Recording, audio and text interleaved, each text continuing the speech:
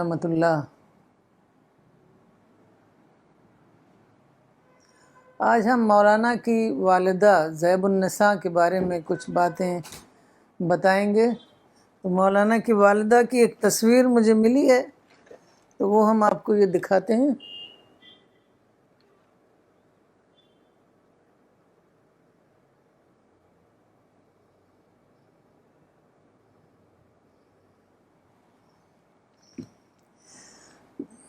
مولانا کی والدہ زیب النساء اعظم گڑھ ضلع، اس میں جو ایک سنجر پور گاؤں ہے اعظم گڑھ ضلع میں، وہاں پر پیدا ہوئیں۔ تو یہ ایک فیملی تھی جو غالباً 2-3 جنریشن پہلے اس نے اسلام کو اختیار کیا تھا، اور ان کے والد کا نام خدا بخش تھا۔ تو یہ ایک بڑے زمیندار تھے، اور یہ صرف 2 بھائی بہن تھے۔ تو مولانا کے ان کے زیب النساء کے والد ان کو بہت زیادہ مانتے تھے، تو انہوں نے اپنی زمینداری میں سے تقریباً ان کو 30 بیگھہ زمین ان کو لکھ دیا تھا، جو کہ تقریباً 20-25 ایکڑ زمین ہوتی ہے۔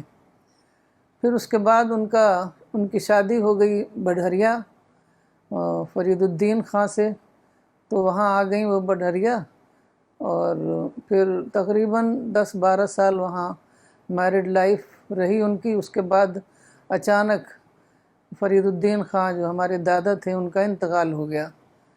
تو انتقال ہوا تو وہ چھاونی گئے ہوئے تھے، کہتے ہیں کہ وہ گئے تھے گھوڑے سے، لیکن واپسی میں وہ کھیت میں چل رہے تھے تو راستے ہی میں وہ گر پڑے۔ یہ دسمبر کا مہینہ تھا۔ اب اس زمانے میں بی پی وغیرہ تو چیک ہوتا نہیں تھا، وہ شاید ان کو بی پی ہائی ہو گیا ہو، ہیمراج ہو گیا ہو، اور اس کے بعد وہ گر گئے۔ تو ان کے سرونٹ نے کہا کہ بابو گر پڑ لیں، تو پھر ان کو چارپائی پر اٹھا کے گھر لایا گیا۔ تو ان کو فالج کا اٹیک ہو گیا، وہ شاید ہیمراج سے فالج کا اٹیک ہو گیا، پھر گھر لاتے لاتے ان کا انتقال ہو گیا۔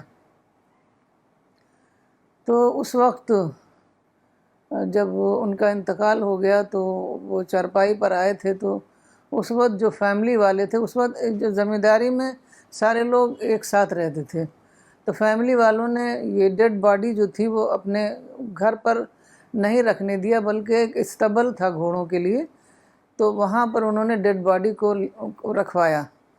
تو یہ بات دادی کو بہت زیادہ خراب لگی کہ وہی جو فرید الدین خان تھے، پوری زمینداری کے انچارج تھے، سارا بہت ہی آنیسٹلی وہ اس کی ذمہ داریوں کو ادا کرتے تھے، آج مرنے کے بعد ان کو استبل میں جگہ ملی ہے، تو وہ بہت زیادہ ان کو یہ بات خراب لگی۔ پھر انہوں نے کہا کہ ہم بھی جا رہے ہیں، ہم بھی وہیں استبل میں ہی رہیں گے۔ تو یہ جو استبل تھا، یہ بہت بڑی سی ایک جگہ تھی، اس میں صرف ایک کمرہ تھا، اور بہت بڑا سا کھلی جگہ تھی آنگن ٹائپ کی۔ تو وہ وہیں آ گئیں سارا سامان وامان لے کر کے۔ یہ بہت ہی زیادہ ہمت کا کام تھا، کیونکہ وہ اتنی زیادہ کوہیسو فیملی تھی کہ وہاں سے نکلنا بہت مشکل کام تھا، لیکن وہ نکل کر آ گئیں، کیونکہ بہت ہی ایک اسٹرانگ لیڈی تھیں وہ، جس کو کہیں گے آئرن لیڈی جن کو کہا جاتا ہے۔ بہت ہی مضبوط اعصاب کی تھیں، ان کو کسی بات کا اثر نہیں ہوتا تھا، بس جو انہوں نے فیصلہ کر لیا تو کر لیا۔ وہ اپنا سارا سامان لے کر کے استبل میں آ گئیں۔ اب ان کا جو ہیروئک کیریکٹر اب شروع ہوتا ہے، وہ یہاں سے شروع ہوتا ہے کہ دادا کے انتقال کے بعد ان کے پاس کوئی ریسورسز نہیں رہ گئے تھے، کیونکہ وہاں پر اس زمانے میں زمینداری میں حصہ دے بھی دیتے تھے لوگ تو، لیکن ملنا بہت مشکل تھا۔ تو وہ وہاں پر ان کو اپنے میکے کا بھی حصہ نہیں ملا تھا، اور یہاں بھی ان کو کچھ نہیں ملا۔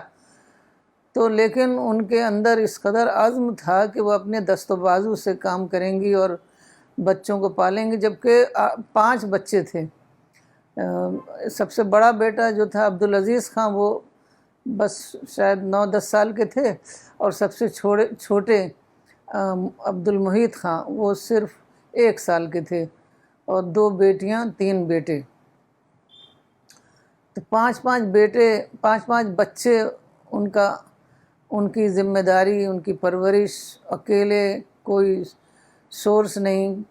تو تو کتنی ہمت کی بات ہے کہ انہوں نے یہ طے کر لیا کہ ہم پرورش کریں گے. اور اس وقت ان کو طرح طرح کی وہ دی جا رہی تھی مشورے. کوئی کہہ رہا تھا آپ دوسری شادی کر لیجئے. تقریباً ان کی 35-36 سال عمر تھی اور کئی رشتے بھی آ رہے تھے. گاؤں میں ایک خلیل خان تھے تو وہ بہت بڑے زمیندار تھے, ان کے یہاں سے رشتہ آیا. پھر کچھ لوگوں نے یہ مشورہ دیا کہ آپ اپنے میکے چلی جائیے. تو پھر کچھ لوگوں نے مشورہ دیا کہ جو آپ کو جو زمین آپ کے باپ لکھ گئے ہیں آپ اس کے لیے مقدمہ کریے.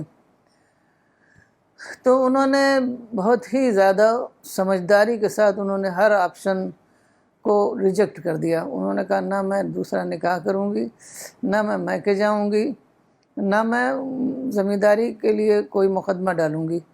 کیونکہ ان کے اصل میں ایک رشتہ دار تھے عبدالغفور, شیخ عبدالغفور. تو وہ بار بار آتے تھے, وہ بڑے مقدمہ باز آدمی تھے. تو وہ بار بار آتے تھے کہ آپ صرف سائن کر دیجئے اور میں جو ہوں سب آپ کی طرف سے مقدمہ لڑ لوں گا اور آپ کو زمین مل جائے گی. لیکن وہ چونکہ وہ ایک ہندو فیملی تھی تو ان کا کلچر بالکل الگ تھا. ان کے اندر اتنی زیادہ پازیٹیوٹی تھی, اپنی محنت سے کام کرنے کا جذبہ تھا, اور وہ جو ہے بالکل ان کے اندر یہ احساس تھا کہ مجھے اپنے بچوں کی صحیح پرورش کرنی ہے. نہ صرف یہ کہ ان کی ضرورت کا سامان ان کو مہیا کرانا ہے بلکہ ان کی جو ہے مارل کیریکٹر ان کا بنانا ہے. تو اس کے لیے وہ اتنا زیادہ ان کے اندر کلیئرٹی تھی کہ انہوں نے یہ اسی لیے وہ میکے بھی نہیں گئیں کہ اگر وہاں کہیں بھی چلے جائیں گے یا دوسرا نکاح کر لیں گے تو وہاں وہ ان کو آزادی نہیں رہے گی کہ اپنی مرضی کے مطابق وہ بچوں کی پرورش کر سکیں. تو اس لیے انہوں نے کہا کہ نہیں ہم یہیں رہیں گے. اور وہ جو ایک بہت بڑا سا آنگن تھا, میں اکثر سوچتی تھی کہ ہمارا آنگن اتنا بڑا کیوں تھا, تو وہی اب پتہ چلا کہ وہ استبل تھا. تو بہت بڑا سا آنگن تھا, اسی کو انہوں نے استعمال کیا. اس میں مرغی, بکری, کبھی بھینس بھی پال لیتیں اور اس میں وہ کرتیں, سبزی اگاتیں, اس میں پھل کے پیڑ لگاتیں. تو اس طریقے سے وہ دن بھر بزی رہتی تھیں. مولانا لکھتے ہیں کہ وہ صبح کو نماز پڑھ کر جب اپنا دن شروع کرتی تھیں تو سارا دن اپنے اس کاموں میں لگی رہتی تھیں. تو مولانا نے خاتون اسلام میں ان کے اوپر ایک چیپٹر لکھا ہے. تو اس میں یہ شعر لکھتے ہیں کہ اس زمانے میں جو ان کے دماغ میں یہ بات آتی تھی جب وہ دیکھتی تھیں کہ کس طریقے سے والدہ ان سب کاموں میں بزی رہتی ہیں, تو انہوں نے ایک شعر کہا تھا, مرغی بکری سبزی پھل ہے مومن کی معاش کا حل. تو یہ جو کیا ہماری دادی نے کہ انہوں نے پورے طریقے سے بچوں کی پرورش پر پورا فوکس کیا, بچوں کی پرورش پر, کہ بچے کچھ بھی غلط کام نہ کریں. وہ خود نہ کبھی جھوٹ بولتی تھیں, نہ کوئی باتیں بناتی تھیں, اور نہ کوئی ایسی کام کرتی تھیں کہ جس سے جیسے منافقت ہوتی ہے یا ایسی باتیں ہوتی ہیں جس سے بچوں کی صحیح تربیت نہیں ہوتی. اور اسی کی ایک وہ ہے کہ انہوں نے مقدمہ نہیں کیا, کیونکہ اگر وہ مقدمہ کرتیں تو ہر لحاظ سے وہ غلط ہوتا. بچوں کے اوپر بہت ہی منفی سوچ بچوں کی ہوتی, ہر وقت بس ان کے خلاف باتیں چلتیں, خود ان کے میکے والے غصہ ہو جاتے اور خود ان کا مزاج جو ہے بالکل بگڑ جاتا, ایک اینٹی بن جاتا, جو عام طور پر مسلمانوں کا مزاج ہوتا ہے کہ وہ ان کے خلاف یہی سب باتیں چلتی رہتی ہیں. تو اس طریقے سے انہوں نے بچوں کی اس طرح سے ان کا وہ کیا, اخلاقی تربیت کا پورا لحاظ کیا انہوں نے, اور انہوں نے باقاعدہ اس کی نگرانی کرتی تھیں کہ بچوں کے اندر کوئی اخلاقی برائی نہ پیدا ہو. تو نہ وہ خود جھوٹ بولتی تھیں, نہ وہ خود کوئی غلط کام کرتی تھیں, بلکہ وہ تو کہتی تھیں کہ میں تو بالکل پنیا پھار بات کہتی ہوں. پنیا پھار کا مطلب بالکل ایز اٹ از. تو وہ کہتی تھی میں بالکل پنیا پھار بات کرتی ہوں. اتنے زیادہ ان کے اندر صاف گوئی تھی کہ مثال کے طور پر ایک بار وہ ایک دلہن دیکھنے گئیں تو دلہن کا شاید ناک نقشہ اچھا نہیں تھا, کچھ اس کی وہ تھی, رنگ بھی صاف نہیں تھا. تو انہوں उन्होंने उसके मुंह पर कह दिया कि दुल्हन बिल्कुल अच्छी नहीं है। तो वो बिल्कुल भी झूठ नहीं बोलती थी, बिल्कुल बात को एज इट इज़ कहती थी। और ये इतनी ज़्यादा इम्पॉर्टेंट है कि एक बार रसूलुल्लाह सल्लल्लाहु अलैहि वसल्लम के पास एक सहाबी आए, उन्होंने कहा कि मुझे एक ऐसी बात बता दीजिए और वो मुख्तसर हो और मेरी पूरी ज़िंदगी उससे सुधर जाए। तो आपने यही बताया था, ला तकज़ब, अगर आप झूठ ना बोलें तो आप ज़िंदगी भर कोई बुरा काम नहीं कर सकते, क्योंकि हर बुरे काम के लिए आपको 10 झूठ बोलने पड़ते हैं। तो इस तरीके से माँ का बहुत बड़ा रोल होता है। हमें नवदीप कपूर ने बताया कि उनकी बहन छोटी थी, तो उन्होंने एक बार एक झूठ बोल दिया, तो उनकी माँ इतना ज़्यादा गुस्सा हुई कि तुम झूठ बोलती हो। कहने लगे पूरा एक चमचा लाल मिर्च का ला करके उनके मुंह में रख दिया और मुंह बंद कर दिया और पानी भी पीने को नहीं दिया। तो वो कह रहे हैं कि वो दिन है और आज का दिन है, आज तक उन्होंने कभी झूठ नहीं बोला। तो अगर माँ का इतना बड़ा रोल है कि बच्चों की तरबियत में, और ख़ास तौर पर उस वक्त जब कि बाप ना हो, मेरे ख़्याल में उनके अंदर ये बहुत ज़्यादा इंटेलिजेंट थी, तो वो ये जानती थी कि उनके बाप हैं नहीं बच्चों के, तो अगर मैंने थोड़ी भी नरमी अख्तियार की तो बच्चे बिगड़ जाएंगे।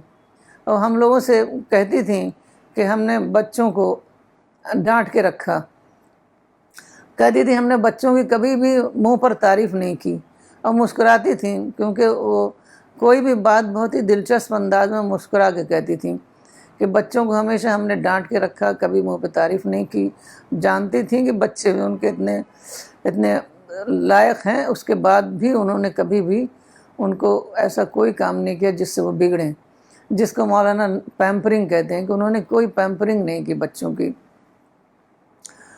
तो इस तरीके से उन्होंने बच्चों को ये भी नहीं कहा कि तुम कमाओ, पैसा कमाना चाहिए। वो मटीरियलिस्ट भी नहीं थी, बस वो अपनी मेहनत से काम करती थी और बच्चों को अच्छे से अच्छा खिलाती थी, पहनाती थी, और पूरी कोशिश करती थी कि बच्चों का हर काम, हर ज़रूरत पूरी हो।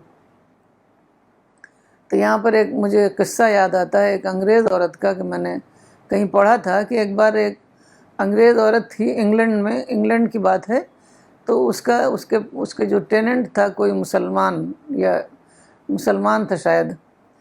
तो उसको अंग्रेज़ औरत को कहीं जाना था बाहर, तो उसने अपने बच्चे को कहा कि आप थोड़ी देर के लिए इसको रख लीजिए, हम अभी आते हैं। तो उन्होंने रख लिया उस बच्चे को, और बच्चा से एक गिलास टूट गया। तो उन्होंने समझा कि माँ बाप डांटेंगे, बच्चे से कह दिया कि कह देना कि देखो ये गिलास जो है अंकल से टूटा है। अब बच्चे ने कह दिया कि जब वो लोग आए कि ये गिलास अंकल से टूटा है, लेकिन वहाँ पर ये लोग, एक बार सगीर असलम ने कहा था कि गोरी चमड़ी झूठ नहीं बोलती। तो बच्चे ने बता दिया कि उसने ऐसे कहा था, अंकल ने ऐसे कहा था कि कह देना अंकल से टूटा है। अब इस पर वो औरत इतना गुस्सा हुई, उसी वक्त आई उनके पास, कहने लगी कि आपने मेरे बच्चे को झूठ बोलना सिखाया, आप अभी यहाँ से चले जाइए। तो ये इतना इम्पॉर्टेंट था, और वो पढ़ी लिखी नहीं थी वो, उसके बावजूद वो इतना कैसे बात को समझती थी गहराई से, कि बच्चों की अगर अभी सही तरबियत ना हुई तो बच्चे बिगड़ जाएंगे, जब बिगड़ जाएंगे तो फिर कुछ नहीं हो सकता। तो फिर वो इस तरीके से अपना सब काम करती रहीं, और वो बहुत ही मजबूत आसाब की खातून थी। तो हर काम वो खुद कर लेती थी, बल्कि वो पसंद करती थी कि वो काम खुद करें। तो यहाँ तक कि बताते हैं कि वो भैंस भी दूध दूह लेती थी, हालांकि भैंस को दूहना मर्द भी नहीं कर पाते, जल्दी मुश्किल होता है। तो वो हर काम कर लेती थी, और वो चाहती थी खुद ही हर काम करें, अपनी बच्चियों से भी काम नहीं करवाती थी। तो एक बार फहमीदा जो हमारी चचा जान की बेटी हैं, उन्होंने बताया कि एक बार एक चोर आया, रात को दरवाज़ा खटकाने लगा, तो बिल्कुल डरी नहीं, जाके दरवाज़ा खोल के खड़ी हो गई। तो वो चोर ही डर के भाग गया। तो एकदम वो बहुत ही ज़्यादा उनके अंदर हिम्मत थी, करेज थी, और वो बिल्कुल किसी चीज़ से डरती नहीं थी, न किसी इंसान से डरती थी, सिर्फ अल्लाह से डरती थी। बार बार कहती रहती थी कि अल्लाह ताला जो है वो آخرت میں ٹھکانہ دیں، اللہ آخرت میں ٹھکانہ دیں، یہی بار بار کہتی رہتی تھیں۔ ہمارے دادا بھی یہی کہتے تھے کہ صبر بدلے میں دائم بھشت پائم۔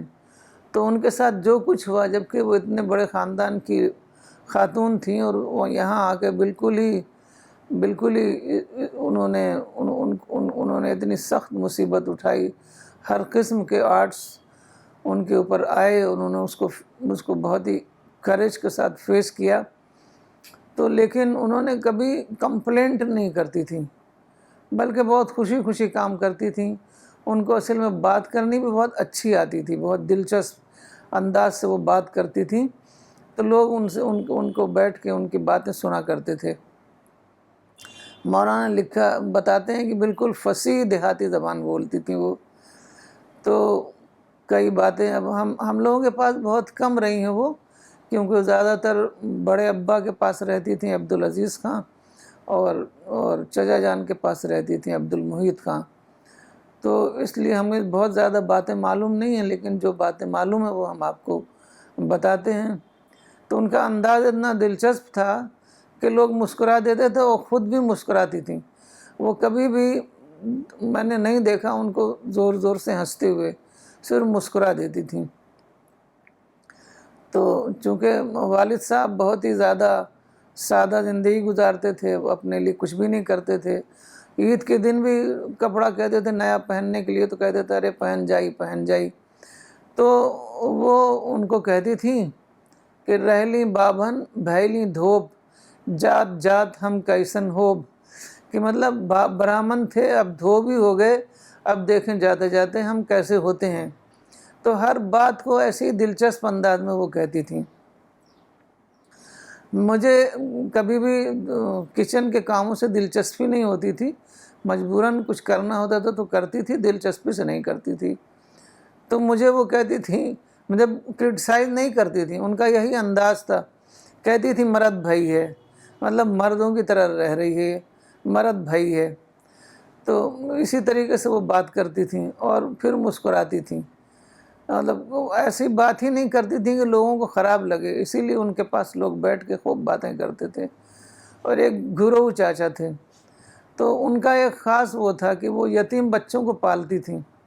تو ایک گھرو چاچا تھے، ان کو بھی انہوں نے پالا تھا، پرورش کی تھی، کئی یتیم بچوں کو وہ پالتی تھیں، ان کی پرورش کرتی تھیں، جب بڑے ہوتے تھے ان کی شادی کر دیتی تھیں، اور آس پڑوس کے لوگوں کے کپڑے بھی سی دیتی تھیں۔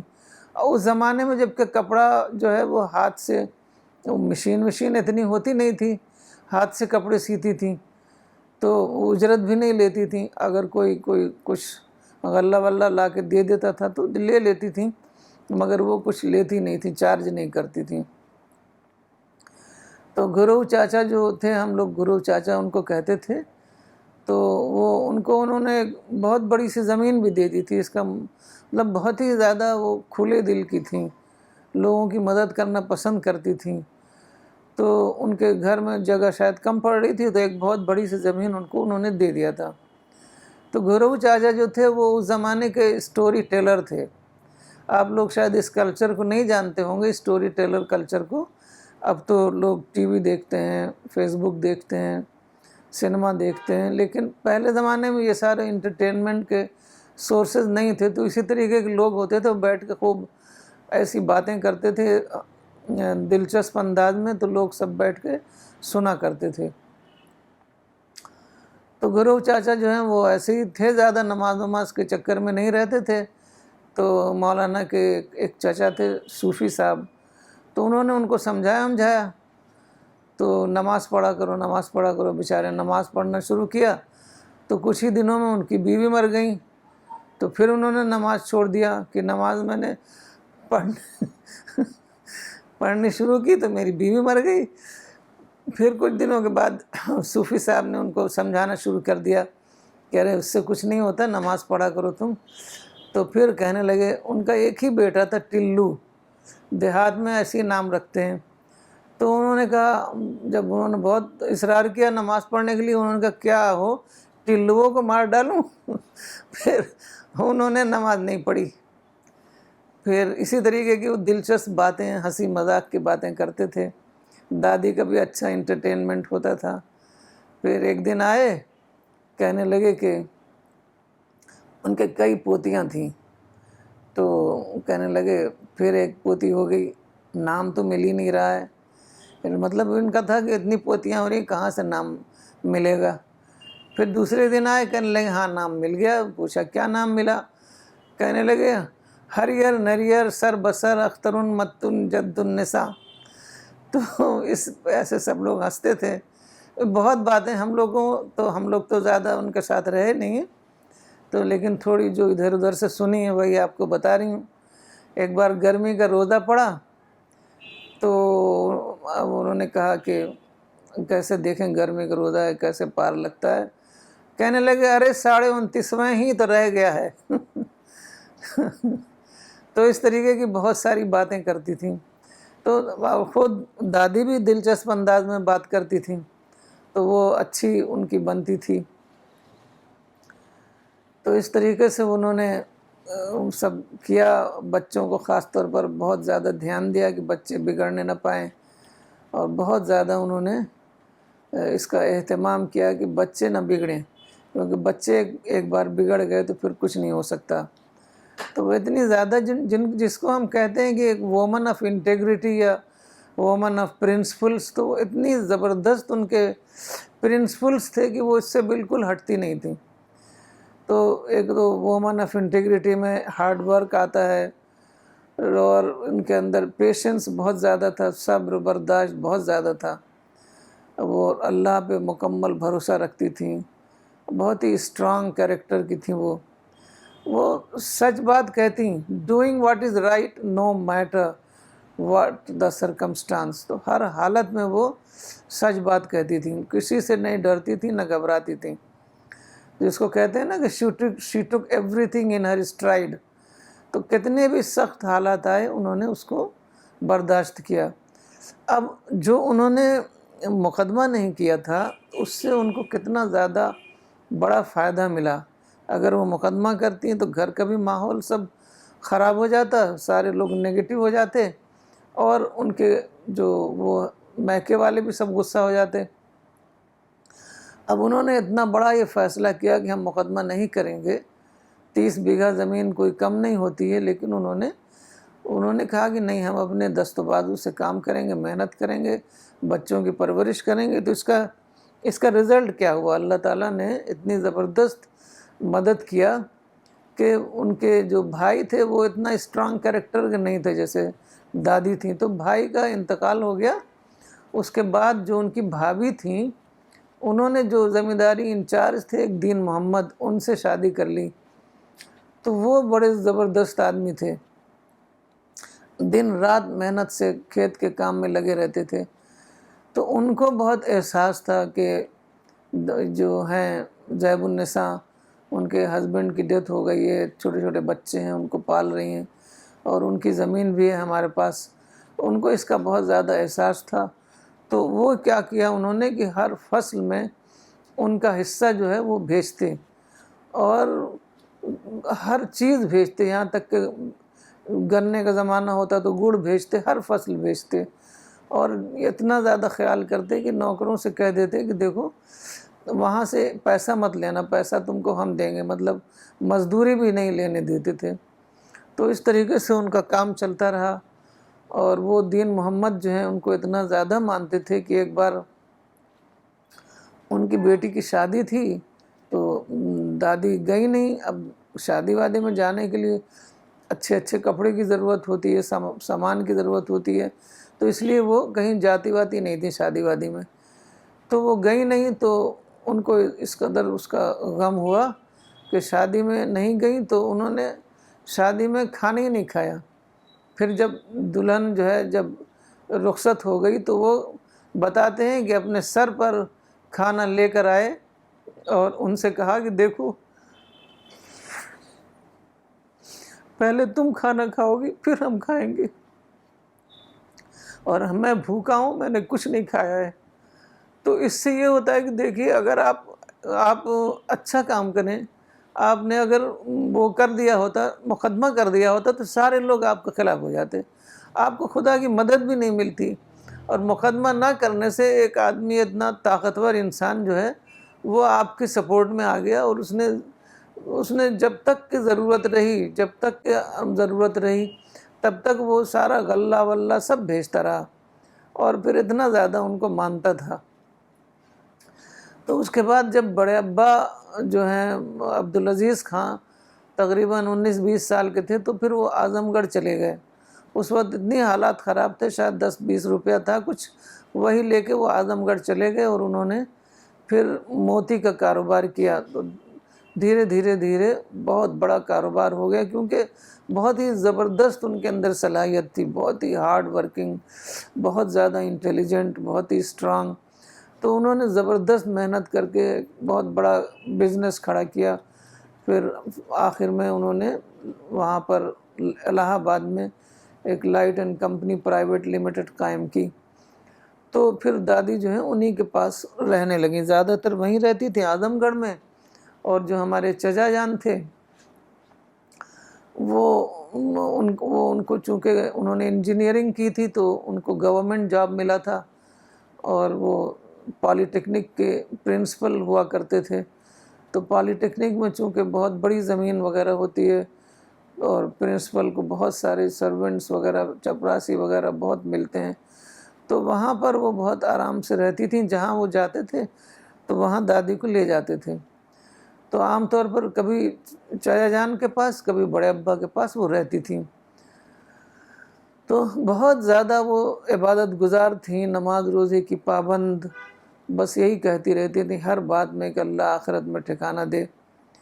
تو اس طریقے سے ہمیشہ ہم نے، جیسے آپ کو تصویر دکھائی، ہمیشہ ہم نے ان کو دیکھا بالکل سفید ڈریس میں یا آف وائٹ ڈریس میں، اور بالکل پورا سر دوپٹے سے، سفید دوپٹے سے ڈھکا رہتا تھا، اور سر جھکا کے بیٹھی رہتی تھی ہمیشہ، اور بالکل ایسے جھکی ہوئی بالکل ماڈسٹی کے ساتھ وہ بیٹھی رہتی تھیں اور بات کرتی تھیں، ہلکا ہلکا مسکراتی تھیں۔ وہ ابھی تک ذہن میں وہ ان کا تصویر آتی ہے، کیونکہ آخر زمانے میں وہ 1.5 سال تقریباً یہاں رہی تھیں۔ تو مولانا اکثر جاتے تھے ان کے ہاں ان سے ملنے کے لیے، کبھی اعظم گڑھ جاتے تھے، کبھی چچا جان کے پاس۔ چچا جان تو کئی جگہ رہے، کبھی گونڈا، بستی، فیض آباد، تو وہ جاتے تھے، اور وہ ملنے کے لیے جب وہ بلاتی تھیں تو وہ ملنے کے لیے جایا کرتے تھے۔ پھر ایک بار کیا ہوا کہ تقریباً شاید 1984 میں انہوں نے بلایا کہ ملنا چاہ رہی ہوں میں، تو گئے۔ تو اس وقت انہوں نے بہت زیادہ اصرار کیا کہ میں تمہارے ساتھ جانا چاہتی ہوں، کیونکہ وہ مولانا کو اللہ والے وحید کہتی تھیں، کیونکہ ان کے بڑے بیٹے تو بزنس مین تھے اور چھوٹے بیٹے انجینئر تھے۔ مولانا ہی تھے جنہوں نے مدرسے میں پڑھا تھا اور اس دین کی راہ میں لگے تھے، تو ان کو وہ اللہ والے وحید کہتی تھیں۔ تو کہتی تھی میں چاہتی ہوں کہ آخری وقت میرا تمہارے ساتھ ہی گزرے، اور تم ہی میرے آخری رسوم ادا کرو۔ تو مولانا یہ سوچ کر کہ یہاں ان کو اتنے زیادہ آرام ہے اور میں کیسے ان کو لے جاؤں، کہیں اتنا آرام نہ دے پاؤں، یہ سوچ کے یہ لائے نہیں۔ تو پھر لیکن بڑا پریشان رہے، سوچتے رہے، ان کو خواب میں دیکھتے رہے۔ تو ایک دن بارجے میں کھڑے ہوئے تھے، ان کی آنکھوں میں آنسو آ رہا تھا، تو اماں وہاں گئیں تو کہنے لگیں کیا بات ہے؟ تو ابا نے کہا کہ وہ بہت زیادہ کہہ رہی تھی اور میں ان کو لے کر نہیں آیا، تو مجھے بہت غم ہے اس کا۔ تو اماں نے کہا کہ کوئی بات نہیں، ہم جا کے لے کر آتے ہیں۔ تو ابا نے کہا کہ نہیں، پہلے تم لوگ قول و قرار کرو کہ تم لوگ ان کو کبھی بھی کچھ نہیں کہو گی، کیونکہ عمر تقریباً ان کی 98-99 عمر ہو گئی تھی۔ تم لوگ ان کو کبھی کچھ نہیں کہو گی، اس عمر میں آدمی کو اریٹیشن ہو جاتا ہے، غصہ آ جاتا ہے، اور تم لوگ جواب نہیں دو گی تب ہم لانے دیں گے تم کو۔ تو اماں نے قول و قرار کیا کہ نہیں، ہم کبھی جواب نہیں دیں گے۔ تو پھر اماں اور ثانیہ جا کر ان کو لے آئے۔ تو وہاں پر تقریباً 1.5 سال یہاں رہیں۔ 1984 مئی 1984 میں وہ دلی آئی تھیں، اور اکتوبر 1985 میں ان کی وفات ہوئی۔ مولانا نے پہلے ہی سے خواب دیکھ رہے تھے. ایک بار 1980 میں خواب دیکھا تھا کہ قیامت کا میدان ہے اور میں والدہ کا ہاتھ پکڑ کر انہیں لے جا رہا ہوں اور آگے آگے روشنی ہے. تو وہ یہ سمجھے تھے کہ اس خواب کا مطلب یہی ہے کہ والدہ کا آخری سفر میرے ہی یہاں ہوگا. تو اس کے بعد جب ان کا تقریباً 6 دن، ان کی وفات کے 6 دن پہلے کی بات ہے، تو مولانا اکثر چاہتے تھے کہ ان سے وہ معافی مانگیں، لیکن وہ یہ سوچتے تھے کہ اب معافی مانگیں گے تو وہ یہ سمجھیں گے کہ میری زندگی سے اب یہ لوگ مایوس ہو گئے ہیں، اس لیے معافی مانگ رہے ہیں. تو چاہنے کے باوجود وہ معافی نہیں مانگ پاتے تھے. تو ایک دن وہ بیٹھے تھے تو دادی خود ہی کہنے لگیں کہ تم لوگ مجھے معاف کرو. تو تب ابا کو موقع مل گیا، انہوں نے کہا کہ دیکھیے ماں باپ کی کوئی غلطی نہیں ہوتی ہے، ہم لوگوں کو آپ معاف کیجئے. تو بار بار وہ کہتی رہیں سب معاف ہے، سب معاف ہے، سب معاف ہے. تو اس طریقے سے مولانا کی یہ خواہش بھی پوری ہو گئی کہ ان سے معافی مانگ لے. پھر اس کے بعد تقریباً شاید دوسرے ہی دن ایسا ہوا کہ وہ بالکل اچھی حالت میں تھی، کیونکہ ان کی صحت کبھی میں کوئی خرابی نہیں، یہاں تک کہ ان کا ہاضمہ بھی خراب نہیں ہوتا تھا. بہت آرام سے چرپائی پر لیٹی رہتی تھیں، اپنا سب کام خود کر لیتی تھیں. یہاں تک کہ کپڑا بھی وہ کہتی تھیں، ایک ٹب منگوایا تھا کہ کپڑا میں مل لوں گی، تم لوگ صرف پانی سے نکال کے ڈال دو. کیونکہ فالج ہو گیا تھا، تو فالج کا کافی علاج ہوا تھا، تو وہ تھوڑا اپنا ہلکا پھلکا کام کر لیتی تھیں. تو ایک ہاتھ میں تو زیادہ طاقت نہیں تھی، تو ایک ہاتھ سے ملا کے وہ اپنا کپڑا مل لیتی تھیں. اپنا کام وہ چاہتی تھیں خود ہی کریں، کیونکہ بہت زیادہ صفائی ستھرائی سے رہتی تھیں. اپنی بستر کی چادر وہ اس طرح بچھواتی تھیں کہ ایک شکن نہ رہے. تو ہمارے ہاں ایک نصیر تھے، تو نصیر کو بلاتی تھیں کہ وہ شکن تو پڑھی جاتی ہے، تو نصیر کو بلا کے چاروں پایا جو ہے وہ بدھواتی تھیں، کسی چیز سے بدھواتی تھیں، تو ان کی بستر پہ چادر پر ایک بھی شکن نہیں پڑتی تھی. تو اس طریقے سے وہ کوشش کرتی تھی کہ اپنا ہر کام خود کریں. تو بس صرف 4 دن پہلے ایسا ہوا کہ ان کو نیم بے ہوشی کی کیفیت ہو گئی اور وہ بالکل لیٹی تھیں، کچھ بات نہیں کر سکتی تھیں. کچھ ایسا لگتا تھا کہ بات سن رہی ہیں لیکن وہ جواب نہیں دے سکتی تھیں. تو اس کے بعد ہم ایک ڈاکٹر کو بلا کر لائے، تو وہ ڈاکٹر نے کہا کہ اب آخری وقت ہے، اب علاج کا گنجائش نہیں ہے. تو وہ ڈاکٹر یہ کہہ کے چلا گیا. پھر اس کے بعد 3 دن کے بعد ابا نے خواب میں دیکھا کہ ایک آدمی آیا ہے اور دروازہ میں بیل بجائی ہے، اور دروازہ کھلنے سے پہلے ہی وہ آ کے دادی کے کمرے میں آ گیا. اس کے دوسرے ہی دن دادی کا انتقال ہوا. تو آخری وقت میں مولانا بیٹھ کے دعا پڑھتے رہے، تو پھر ان کا انتقال ہو گیا. اور تو بس صرف 4 دن سمجھیے وہ بیمار بھی رہیں، تو اس میں بھی انہوں نے کسی کو تکلیف نہیں ہوئی، کچھ بھی نہیں کرنا پڑا ان کے لیے. بس وہ لیٹی ہوئی تھیں اور کچھ کھاتی پیتی نہیں تھیں، لگتا تھا بات سمجھ رہی ہیں لیکن بول نہیں پاتی تھیں. تو اس طریقے سے ان کی ساری زندگی ایسی گزری کہ انہوں نے صرف دوسروں کا کیا اور اپنے لیے کچھ کروایا نہیں. پھر جب ان کا انتقال ہوا اور یہاں پر ایک بہت بڑے سینئر مولانا اظہار الحسن تھے تبلیغی جماعت میں، تو وہ مولانا کو بہت مانتے تھے اور رسالہ پڑھتے تھے. جب ان کو پتہ چلا کہ ان کی والدہ کا انتقال ہو گیا تو انہوں نے کہا کہ ہم خود نماز جنازہ پڑھائیں گے. حالانکہ وہ کہیں نکلتے نہیں تھے، سوائے اپنے گھر اور مسجد کے کہیں جاتے نہیں تھے وہ. تو انہوں نے کہا ہم خود نماز جنازہ پڑھائیں گے. تو وہ جب وہ نکلے تو چونکہ بہت ہی سینئر تھے وہ، تو ان کے ساتھ تقریباً 1000 تبلیغی نکلے اور اپنے خاندان والے تھے، اور وہ لوگ تھے بہت ہی نماز جنازہ بہت ہی مولانا لکھتے ہیں خاتون اسلام کتاب میں کہ بہت ہی زیادہ ماحول چارج ہو گیا. تو انہوں نے ایک مختصر تقریر کی تھی، تو اس میں جو آخری سفر کے بارے میں انہوں نے جس طریقے سے ڈپکٹ کیا تھا، تو وہ مولانا نے اپنی کتاب میں ان سے کہا تھا کہ آپ اس کو لکھوا کے دے دیجئے، تو انہوں نے اس کو لکھوایا تھا۔ اس کی وجہ سے بہت زیادہ ایک کیفیت کے ساتھ نماز جنازہ ہوئی۔ تو پھر مولانا لکھتے ہیں کہ 1976 سے میں یہ سوچ رہی تھی کہ کس طریقے سے، جس طریقے سے ان کا جو پازیٹیو تھنکنگ تھی، محنت سے اپنا کام کرنا، اپرچونٹیز کو تلاش کرنا، یہ ساری چیزیں جو ہیں ان کو دادی سے ہی ملی ہیں، ان کی والدہ سے ملی، کیونکہ بس اتنا ہی فرق ہے کہ وہ غیر شعوری طور پر سب کچھ کر رہی تھی اور مولانا نے شعوری طور پر سب کچھ کیا۔ تو یہ بات مولانا لکھتے ہیں 1976 سے الرسالہ کے ذریعے میں نے مسلمانوں کو جو مثبت سوچ اختیار کرنے کا جو سبق دیا اور ان کو منفی کارروائیوں سے ہٹا کر مثبت تعمیر کی راہ پر ڈالنے کی کوشش کی، تو اس کا کریڈٹ سب سے زیادہ میری ماں زیب النساء کو جاتا ہے۔ آگے وہ لکھتے ہیں کہ میں ان کو الرسالہ تحریک کا ابتدائی بانی سمجھتا ہوں۔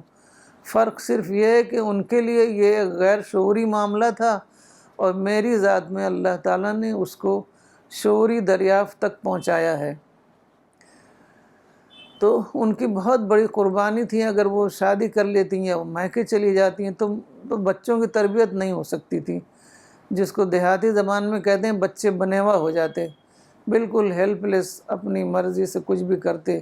جو ان کی جو ٹریننگ کی انہوں نے، اور جو اپنے خاندان سے بھی الگ ہو گئیں، کیونکہ خاندان میں پھر وہی کلچر، وہی کنڈیشننگ ہوتی، اپنے خاندان سے بھی الگ ہو گئیں، نہ میکے سے نہ سسرال سے، ہر جگہ سے بالکل الگ ہو گئیں، اور انہوں نے اپنے انداز میں بچوں کی تربیت کی۔ ایسا لگتا ہے کہ بالکل ٹوٹلی گائیڈڈ بائی گاڈ معاملہ تھا۔